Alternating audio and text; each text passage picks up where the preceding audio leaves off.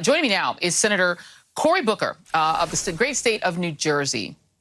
And Senator, I don't get it, I guess. Democrats now have power, but it seems to me that there are some senators who are saying we don't want to use our power. We are much more interested in Republicans having power. That's what Joe Manchin sounds like when I hear him talk. It sounds like he's saying if Republicans don't have power, I'm not for it. Am I hearing him wrong?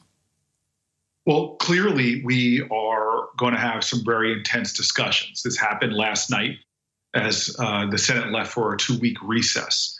But it is not over-dramatic language to say very clearly that Georgia is leading, because there's many other states, over 250 laws like Georgia's that have been put forward in over 30 states.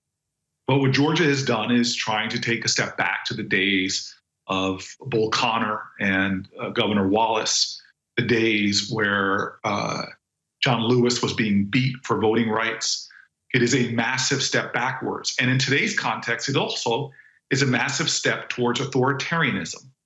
Remember, there's all around the planet right now, there are democratic countries from Turkey to Hungary whose leaders are in power and decide they don't want to leave.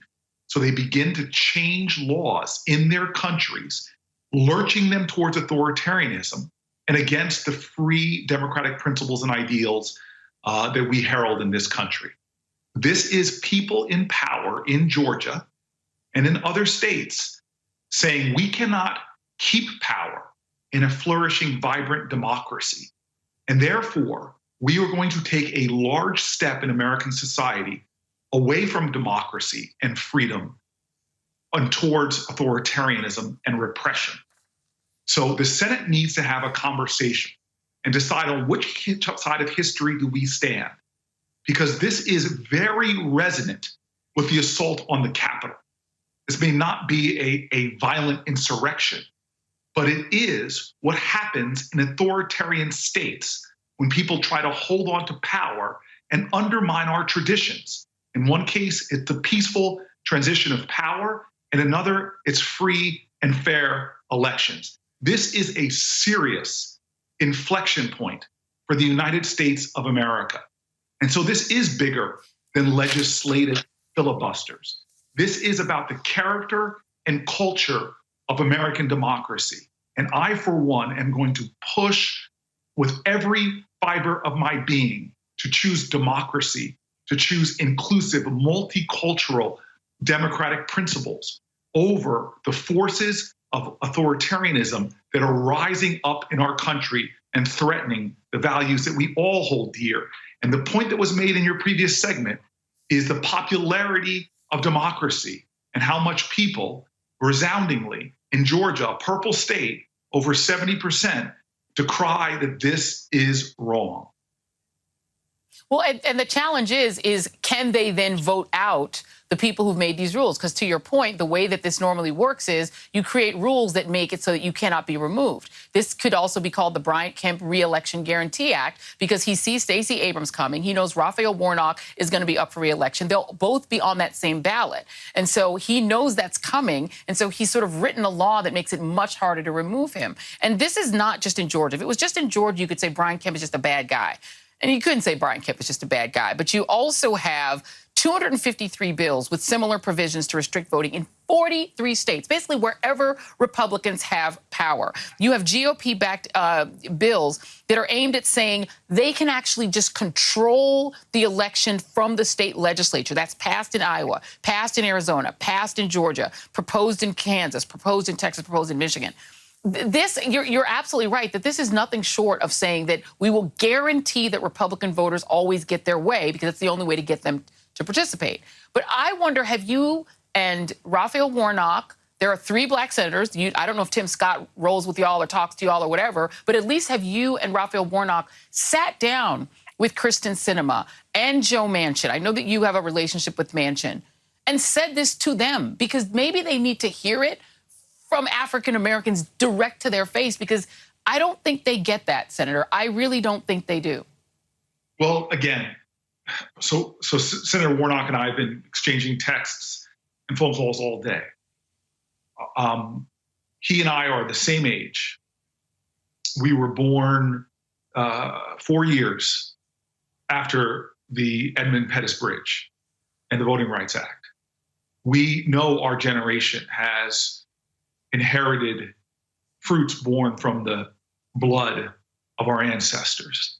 This is deeply felt by he and I. And as was the case before he got to the Senate, after Ferguson, as was the case after George Floyd and the numerous other cases, our entire caucus will hear from us.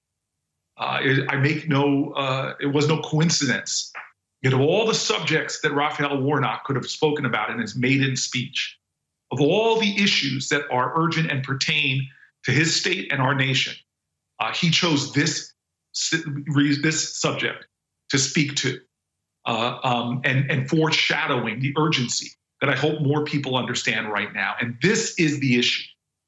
I know my history. I know our history. The old saying, change doesn't come from Washington, it has to come to Washington. It wasn't Strom Thurmond, who has the longest filibuster in Senate history, which was a racist rant against civil rights and the Civil Rights Act. He didn't just one day say, I've seen the light, and those Negro people should have their rights. No, we had to have struggle, we had to have activism, we had to have engagement. And it was in that time that Strom Thurmond and others were blocking civil rights and blocking voting rights, that a pastor who belonged to the church that Warnock is the pastor of, who said with clarity that the problem today is not the vitriolic words and violent actions of the bad people, but the appalling silence and inaction of the good people. You cannot be a bystander as this goes on. You have to make a choice. This is an inflection point. Will you demand that we are a vibrant multicultural democracy, or will you submit to our nation slipping towards demagoguery and authoritarianism?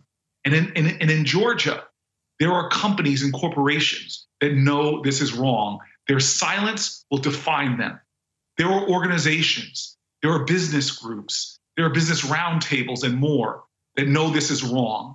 If they do not speak up, their silence will define them.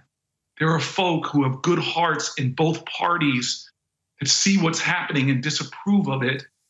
Don't let their silence be complicity. We need to speak up, all of us. And that will help us to break any blockage in the Senate. As it has in our history, so shall it be in our, God willing, very near future. We shall see, because this is coming. Heritage Action, fresh off of cashiering their first and only ever Black woman leader, are out there rooting for this, as well as Donald Trump. It is a frightening time in America for our democracy. Senator Cory Booker, good of you to be here, sir. Thank you very much, and please come back.